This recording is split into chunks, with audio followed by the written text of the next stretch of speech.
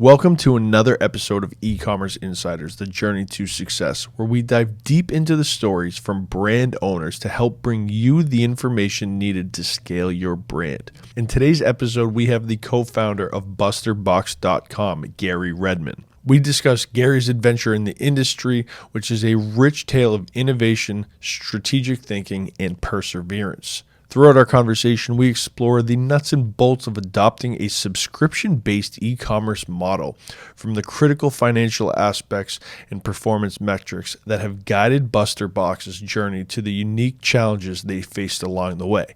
Let's get into the episode. Hey, Gary, welcome to the show, E-Commerce Insiders, Journey to Success. Can't wait for you to share your information, your story with our listeners. Really appreciate you coming on the show today. Thank you. I'm excited to be here. Awesome. So before we get into what your business is, can you share a little bit about who you are and how you got started in the online digital world? Yeah, so my name is Gary Redmond. I'm the co-founder of BusterBox.com, which is a subscription e-commerce brand that serves mainly the UK and Irish markets. We launched the business in early 2016, so we're going just over 8 years now. We were three of us are co-founders. We're all childhood friends. My two co-founders, Liam Brennan and Paul Carrick. We know each other like 20 years. We're almost like brothers. We even barely ever fight in the business at all. And we kind of came together. We just saw the subscription box industry starting to really take off around 2015, 2016 time. We saw BusterBox in the US, which I'm sure people are familiar with. And we thought really no one is doing that in Ireland. And we launched the business in Ireland in 2016. But pretty quickly we realized how small Ireland was. So we launched it into the UK, and most of our growth since then has been in the UK market. That's awesome. So it's interesting, with the focus on the subscription model first, I find that a lot of e-com businesses have their direct-to-consumer approach, and they're trying to figure out the subscription model where you guys started right there. Was that a direct strategic thinking? It was when we launched the business, we didn't really have much prior business experience whatsoever. We just literally saw what appeared on the outside to be a very successful business in BusterBox and Glossybox and Dollar Shave Club. And that's just kind of what they were doing. We didn't really make a conscious choice to go subscription versus straight e-commerce.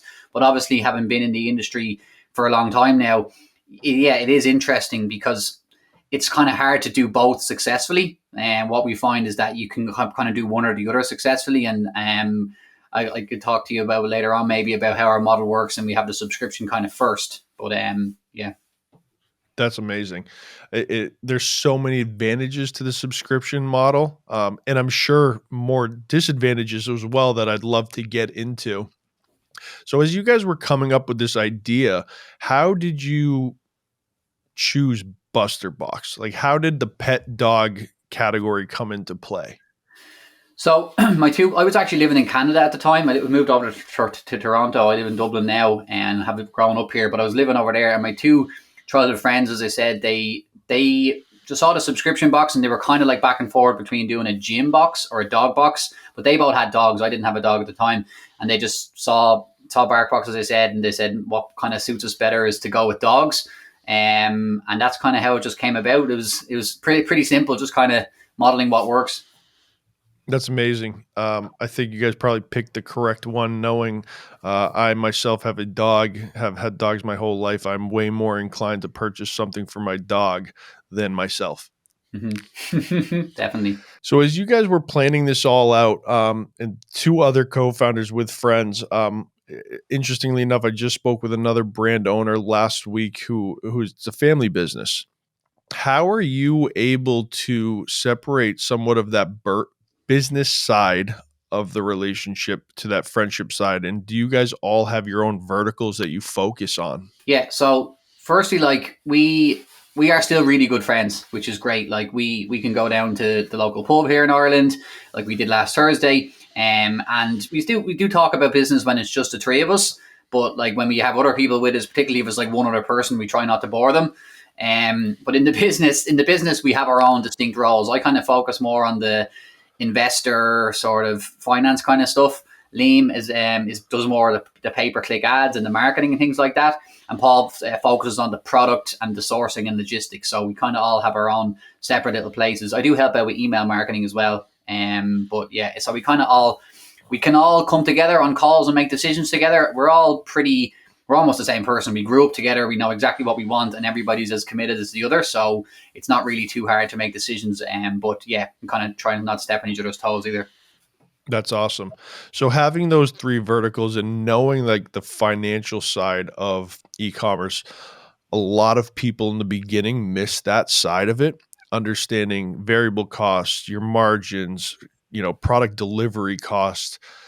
How much of that has played a factor in BusterBox? So we were talking with a couple of brands about possibly acquiring us this year, and it actually opened up kind of a bit of a blind spot to us in terms of what we're really good at, and it's probably the same for a lot of people listening. Is that you're really good at your marketing and your branding and your ads and things like that.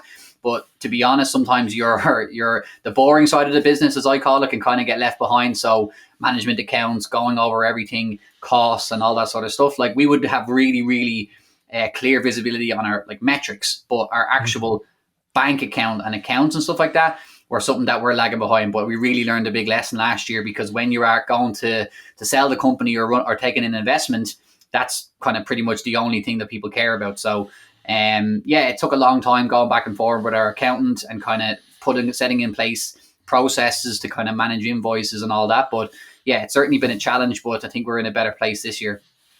That's awesome. What were some of, if you don't mind sharing, what were some of the kind of key indicators or KPIs in terms of e-commerce, in terms of, some people will put inventory as a cog, which they most likely should not do. That's an asset. What were some of the things that you might be able to share with our audience when looking at the financial side of the business that they should be aware of as they're either looking to bring on capital or just have a solid foundation from the financial side?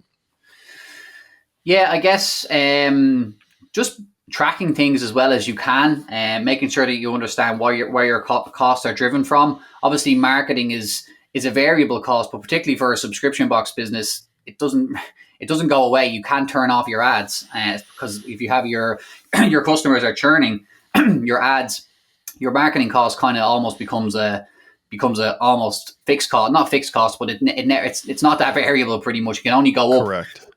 because we have like our customer churn. So that's something to be aware of, and figuring out your contribution margin. So we would figure out the gross margin, but also have to factor in, like, for us to even remain at the same revenue that we are at right now, when you factor in our customer churn, like there's a certain amount of money we have to spend at a certain customer acquisition cost to even stay at the same revenue next month. So that's something to be aware of if you're in the subscription game. Yeah, those contribution margin, it's a kind of buzzword going on in the industry, especially with the reduction of attribution across these platforms. Is what are these benchmark KPIs that you really need to be tracking? Even new customer acquisition costs, right? Because if you have churn, you have your lifetime value. Are you able to, from a marketing and finance side of things, in calculating your lifetime value, have you established your customer acquisition cost? Are you at a loss on that first purchase based on your LTV? Yeah, so we would always run an offer on the first box, whether that be a free gift or a discount or sometimes a combination of both. But what we do is we have commitment terms. So a customer, in order to get the offers that we run, we only run them on our 6 or 12-month subscriptions. Very similar model to BarkBox in the US. So we know that on average, the lifetime value on the customers who sign up for 6 or 12-month subscriptions is going to be at least 3.5 times what it costs us to acquire that customer. Now, sometimes we end up going quite aggressive with our offer. And the reason is, if you think about, like, if you're getting 10 customers a day or 50 customers a day on one offer, but it's quite an expensive offer to run. For example, we're doing a discount and a free gift. If you remove the discount, like, you might have it might be more profitable for the business side, but ends up increasing your CAC and reducing your volumes. You kind of end up just giving more money to Mark Zuckerberg. So we're always trying to balance, like, how many customers we can get and keeping our volume up so we hit the same revenue figures next month. But yeah, like, especially in 2024 and 2023, we are getting quite aggressive with our offers, and it's difficult to maintain a profitable lifetime value, but we're somehow managing it. Yeah, beautiful.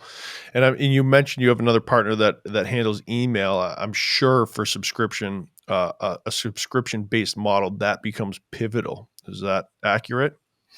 Yeah, so I manage the email. Liam does the pay per click ads and Facebook ads. With our email, yeah, we use it a lot for acquisition. We like really rely on our email list. It gets up to 30, sometimes 40% of our sales in a given month. So it really helps to reduce that acquisition cost.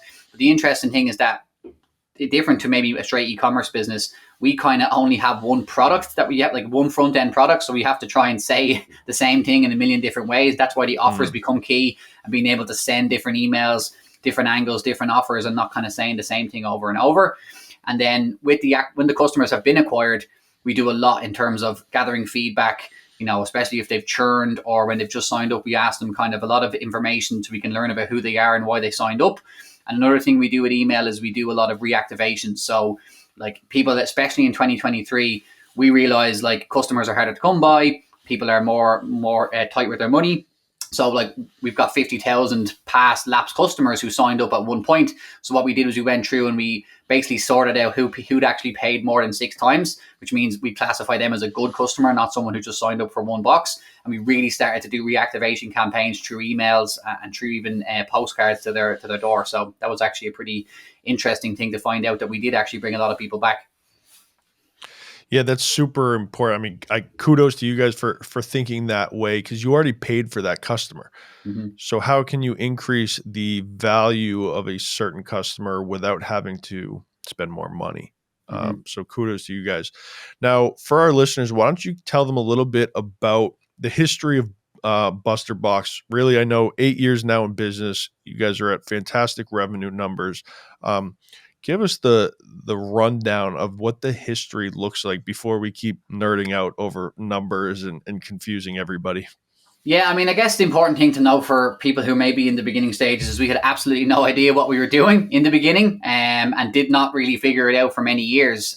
We ended up on Dragon's Den, which is the Irish version of Shark Tank in the US. That was in 2017. We ended up getting offers from that. We ended up kind of getting a good segment on TV. We didn't end up taking the offer behind the scenes because it wasn't really valuing our company to where we wanted, but we kind of did a bit of a hack. And the hack is, if you go in and ask for a lot of money, technically they have to give it to you. So what we did was we wanted to make sure that we at least got an offer, which means we would get a full segment on TV. So we went in and only asked for like 20,000 euro, which was really small. And like they kind of thought they would just maybe take a chance on us. So we ended up getting 2 offers, which means we got the TV slot, and we kind of didn't really ever intend to take the money. So that was a pretty good thing to do. And that was the one thing that gave us. Ireland's a pretty small country, so compared to someone going out on Shark Tank, it didn't actually explode the business, but it gave us a lot of credibility. And people kind of believed in us a little bit more after that and had heard of us before. So that was in 2017. 2018, we used to be called Scooby Box. And you know where this is going. Basically, we got a letter about that thick from Warner Brothers one day. We were like 2.5 years in business, and we had to basically change our name. We were broke, and we had to pay $2,000 for the domain name BusterBox.com. Had to go on a payment plan. And yeah, like 2.5 years in, things were going pretty hard and we were losing money, and we had to essentially almost start the business again. So we've had our fair share of challenges. Another, I suppose, a peak was actually in COVID. So right before COVID, we had about 2,500 subscribers. And then within 4 months, from March to July 2020, we ended up at 8,500. And then we actually crossed the 10,000 mark in 2021 as well. So yeah, it was a crazy time in the business, because just a uniquely perfect time, as people obviously are aware, for e-commerce businesses, people at home and whatever. But that was a pretty good one. And then since then, we've been doing a lot of not a lot of, but we got a little bit of investment over the last 8 years. But in 2023, obviously, everybody's intentions shifted from growth at all costs to profitability. We actually turned a profit last year, and we're profitable at the moment. So I think we did pretty well to go from one extreme to the other. So that's kind of where we are now. As I said, we nearly sold the business last year. We would be interested in selling it on, but we just wanted to wait and make sure we got the right price for it. Yeah, it's perfect. It's so funny because COVID was just that catalyst for e-com brands.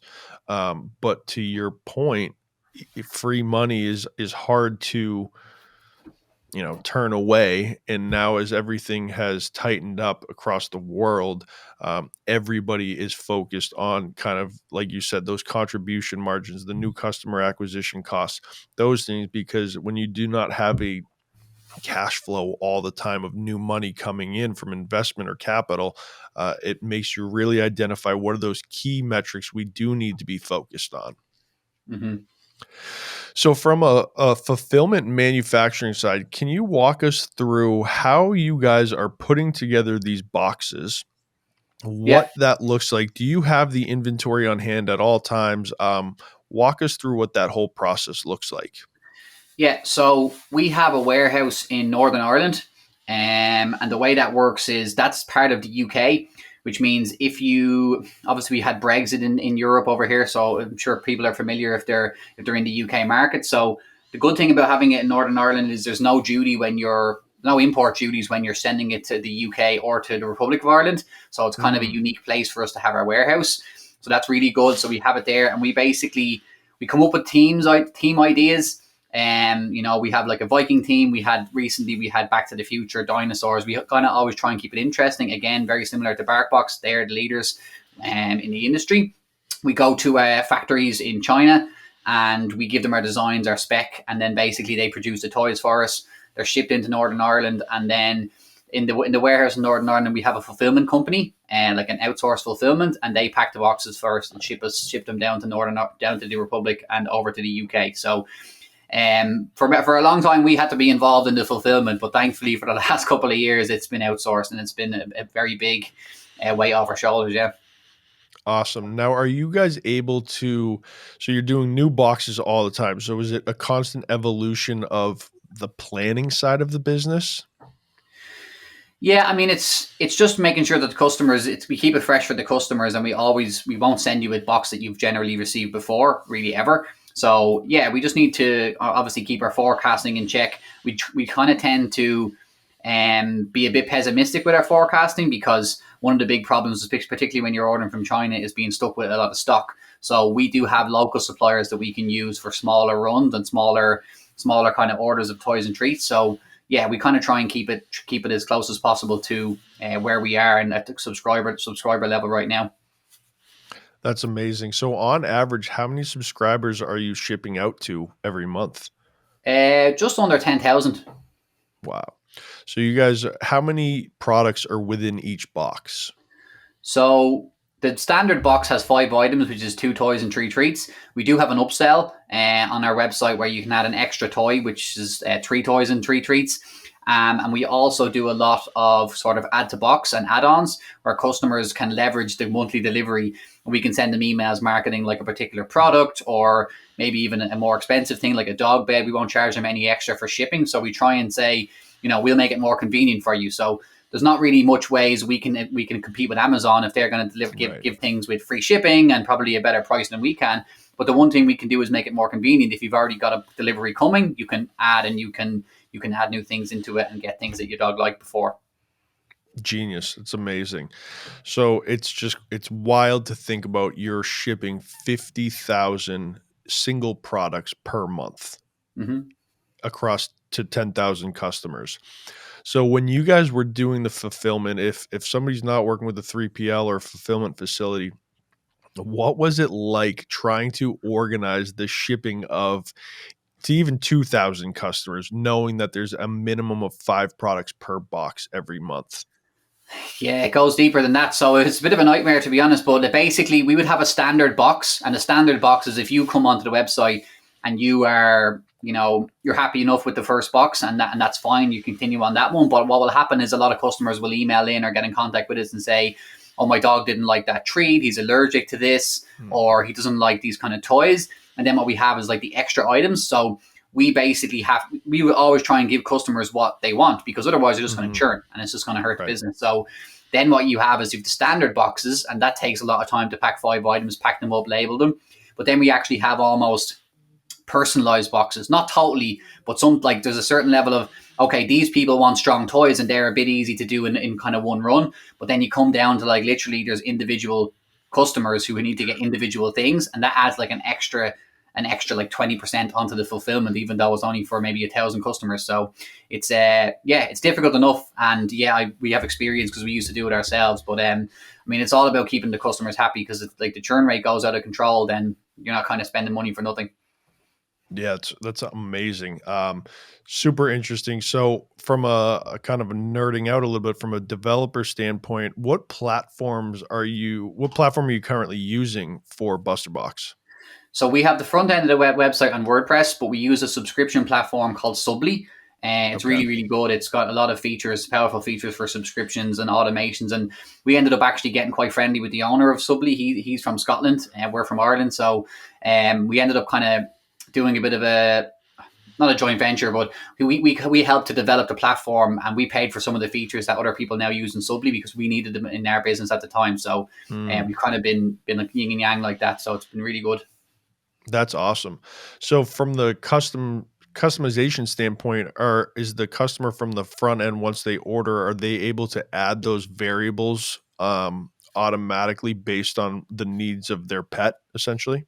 So on the front end, we have a sign up flow. So rather than a traditional e-commerce website, when you go to busterbox.com and you click get started, we'll bring you to a simple survey that will ask you questions about your dog. And in the middle of that survey, we ask you for your email, which is really, really effective for capturing emails. We get like a 30% plus conversion rate traffic to email list. And then after that, like in the survey, we ask you what your dog's name, size, birthday, and breed.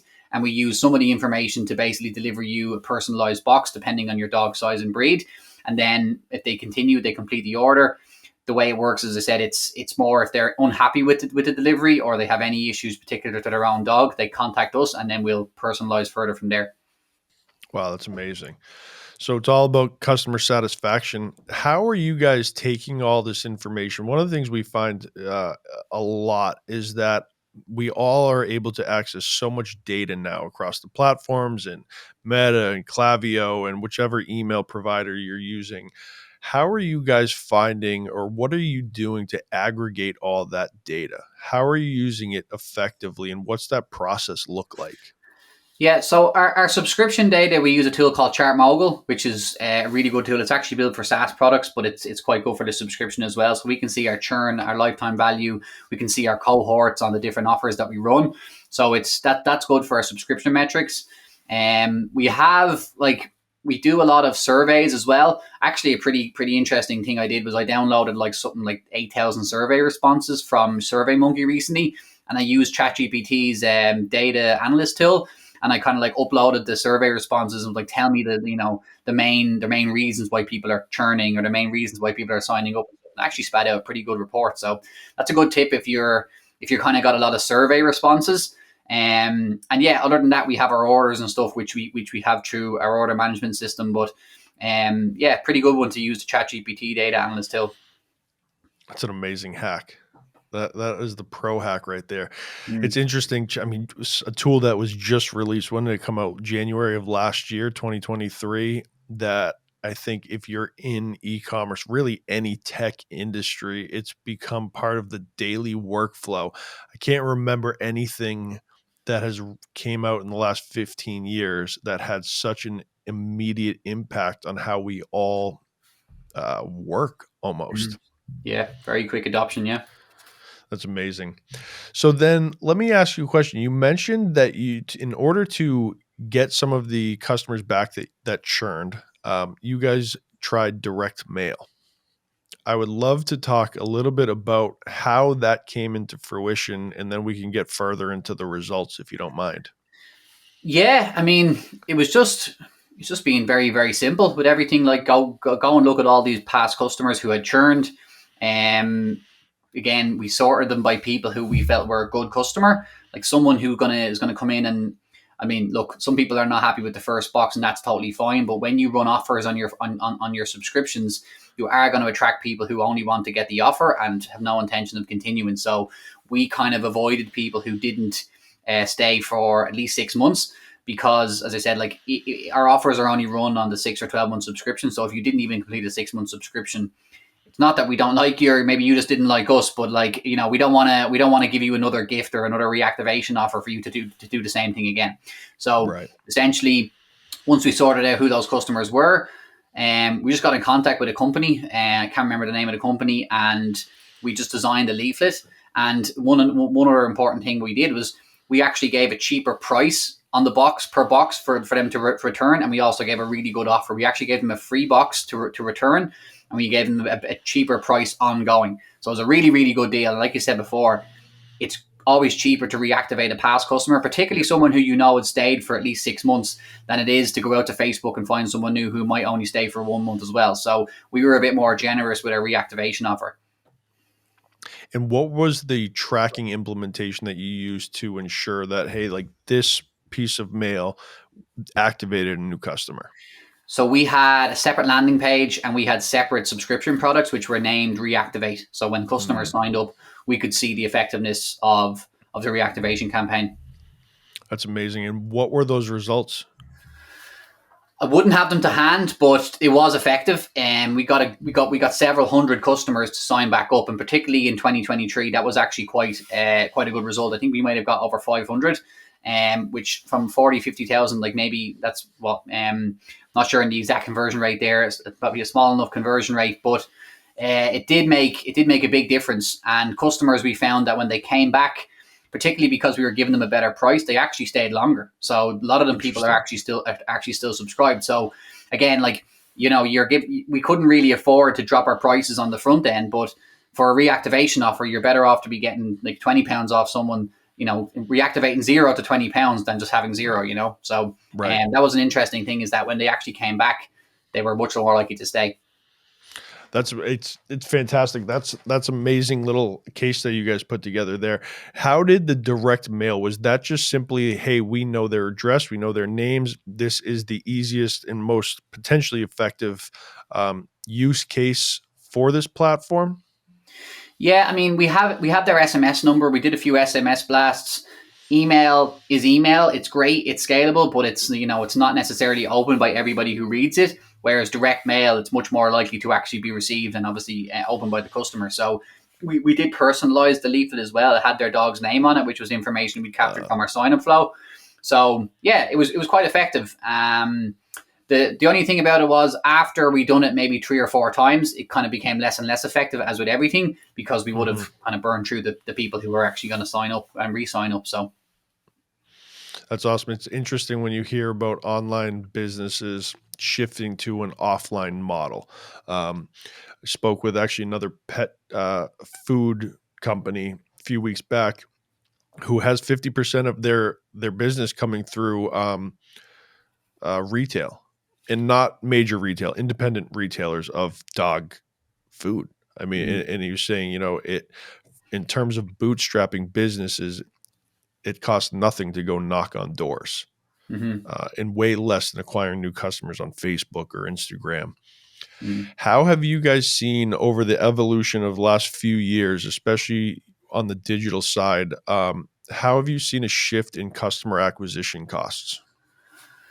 So we try to leverage as much as we can through our email list, through SMS. Like, we're really good at doing one thing, and that's making sure we at least hit our subscriber numbers.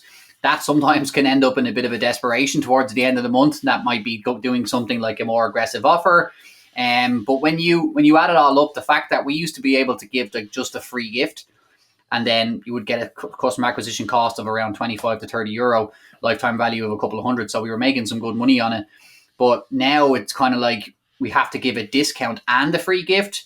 We kind of maintain the same CAC on Facebook, but the gift that we have to get more generous with our gifts. So that's definitely caused an increase, particularly in the UK market.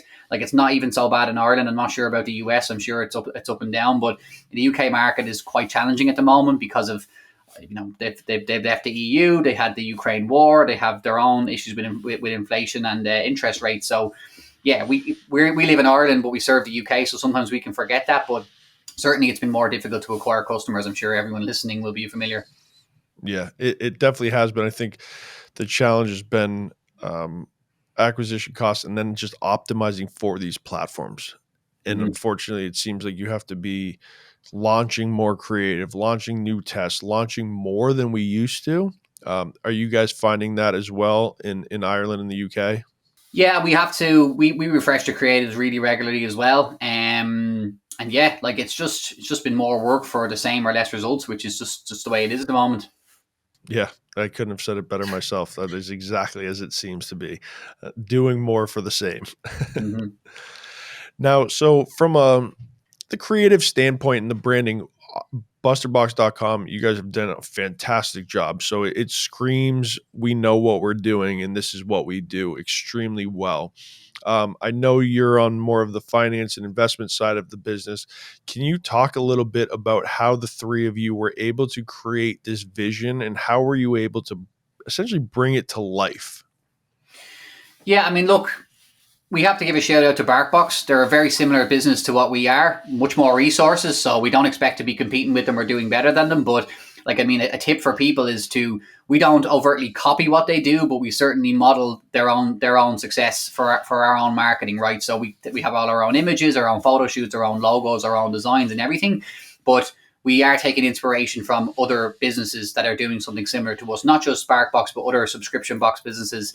We're looking at what offers they're doing, what branding they have, and particularly like for the website and the color scheme, we actually use an agency. They're called Blackbird Marketing. They're really really good, and yeah, like I'm not very good at design, and the three co-founders are not good at design, so it was a big game changer to get an agency who knows what they're doing.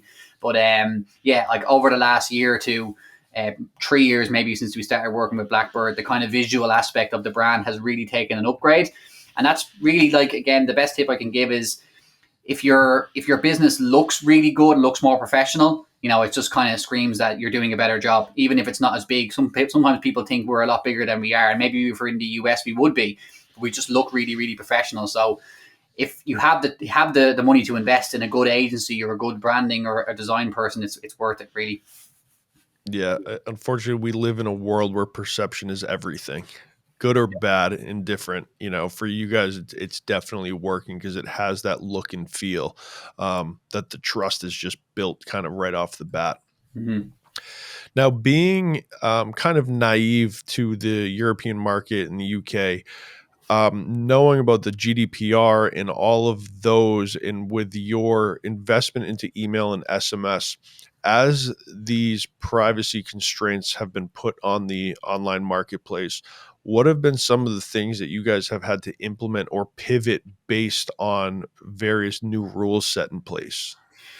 So one thing we had to do was on our sign up flow. Everybody's familiar with the fact that you're no longer allowed to have a pre-checked box, but actually, what you're not allowed to do is to um, force people to say yes in order to reach the next step of your sign up flow.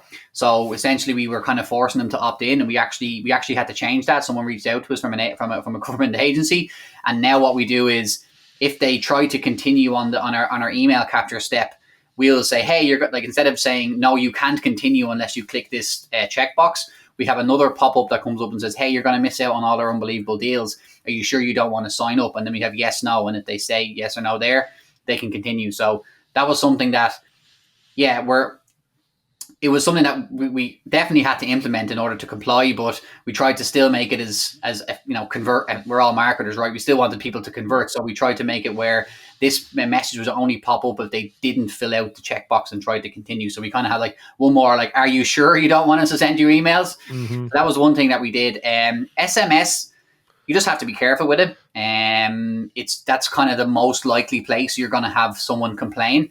If you're sending them unsolicited SMS, or you're not unsubscribing them when basically they've asked to be unsubscribed.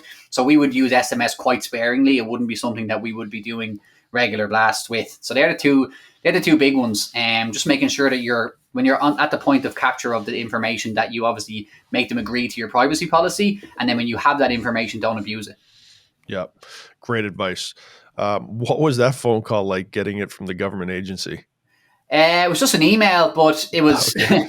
it was, yeah. Like, I mean, it's, look, you're always scared pretty much, and you're always worried, and thankfully, it was something where we weren't really, like, we weren't doing it on purpose. It was just the way that actually it was being done by other people.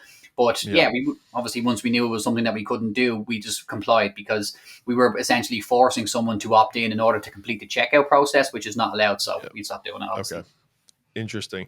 Yeah, just we've had some clients who started in the UK market or US market and then had shifted internationally, and there was the whole process of due diligence because the rules are just completely different in the two. In the US, I think is getting maybe a little bit better, but no one's sending emails from government agencies if you don't have a pop-up on. I don't Hmm. see that, not at certain scale. Hmm. So you were talking a little bit in the beginning, and would love to dive deeper into this. In terms of the model, the subscription-based model, um, how has that evolved? So you guys started out, you said, "Hey, we really want to mirror ButcherBox. It looks like they're crushing it." Um, what were those early days like in trying to figure out that model, and then how has it evolved over time?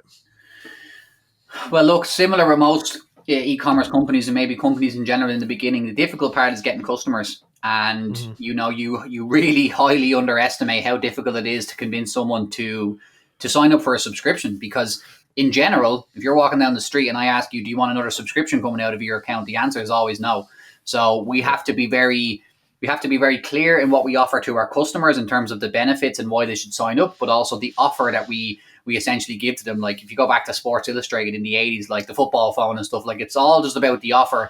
And we found that you have to become a very good direct response marketer Hmm. for these type of businesses, because it's pretty binary. And same with e-commerce businesses, if they don't sign up, we didn't make any money. If they did sign up, we made money. So we're not really too focused on branding, or we've tried a lot of PR and stuff like that, but really our bread and butter is offers on Facebook through email and to get customers to sign up. So that is kind of what we learned the first 5 or 6 years in the business. I guess the last year or two has been more of maximizing the returns that you can generate from the customers that you do acquire. So, Yep. that we mentioned about using email to reactivate people in order to extend the lifetime value. We do a lot of add to box. So we would essentially send out emails once a month, and we would release new products that maybe have come in previous boxes that customers can add if they liked in the past. We also might do like an email. So pretty interesting tip that we do is we do what's called a reply yes email. So what we do is we might come up with, say, like a mystery box or like a dog bed we have, and we'd say, hey, we have these in the warehouse. If you want to get this, simply reply yes, and we'll add it to your next box. And because we have their information already in our system, we can actually do a manual order and actually charge their card and ship it out to them, obviously with their consent. So that's something that works really well because it's really low barrier to entry for the customer. They just Hmm. reply to the email. And yeah, like we try and make sure that we're keeping our customers as long as we can and making as much money off them and delivering as much value to them as we can. Right. Great suggestions, great tips. Reply yes, that is a genius, simple hack. Mm-hmm. That's a great idea that you guys have implemented. How many of these different offers have you guys tested, even over the last 24 months? What are the ones, how do you quantify whether you have a winning offer or not? Well, you never know until you test, but some good ideas are, think about like, would it get you up off your chair? Like, is it an unbelievable offer? Okay, so the ones that worked really well, we had like a camera, like it's like a home security camera, but it was like you could communicate with your dog when you're at work. That was really really good. Our dog beds that we're running right now are really really good. Like, I mean, it's a free dog bed worth something. Some of them, the big size is worth £60, and you get it for free Yeah. just for signing up for this subscription. Like, so pretty much a no brainer. Obviously, it's better and easier if you can find a product that has a high perceived value and doesn't cost you what it would cost you. That's why even like people that I'm coaching and stuff, I do a bit of consulting and stuff. It's like if you're going to give a discount, you might be giving €25 or $25 or pounds, whatever currency off the product price. Whereas you could find a gift worth 30 or 25 pounds, and then you don't have to give a discount. So the perceived value to the customer can be just as high, but it doesn't cost you as much. So that's something that we do. And yeah, like to be honest, offers can flop all the time. Something you think that's going to work really, really well, you put it out and no one signs up. And unfortunately, you're wrong. What we did find throughout the last couple of years as well, in the summertime, we do things like, a splash pad for your dog, particularly if the weather gets really hot, which it always is, seems in summertime nowadays. But things to cool your dog down, like a cooling mat, splash pad, they were really, really good offers because they were relevant to what was going on. That's amazing. So you guys are able to understand your cost to get these free gifts, and then you're able to give the perceived value that, hey, this is a $30, $40 product, but Mm-hmm. you guys are getting it X amount of dollars from China. Mm-hmm. Yeah. Now, again, pardon my naiveness. Is the perception of the Chinese marketplace similar to that of the US, where it's, you know, it's working with China. How does that, is there any correlation to that, or how have you been able to get the manufacturing? Because there are fantastic manufacturers over there. You just have to find them. Yeah. What has that process been like for you guys? Yeah, so funnily enough, we used to order up until this year. Actually, we used to order through a UK reseller who we didn't have to worry too much about the quality and kind of even the cash flow implications. So honestly, that one I'm not really sure just yet. We've just started to do it directly through China. So, but yeah, I'm aware obviously that you need to be very clear on what you're getting, and we are going to take a trip out to China in September. There's the show, the CIPS show.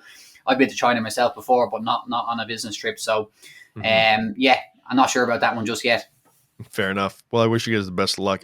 For in our experience in my ecom brands, Alibaba is just a waste of time. It's really having to identify the solid manufacturers and then being so precise in what you're looking to get back, and making sure there's some level of quality control and phases in product delivery and payments. Mm-hmm. Um, has also been really important. Uh, Going to China, from my understanding and the different people we work with, is probably your best bet. So Yeah. it should be an interesting trip for you.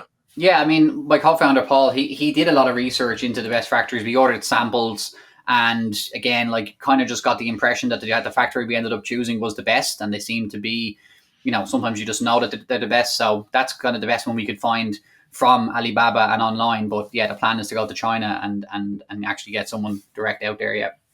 Yeah, beautiful.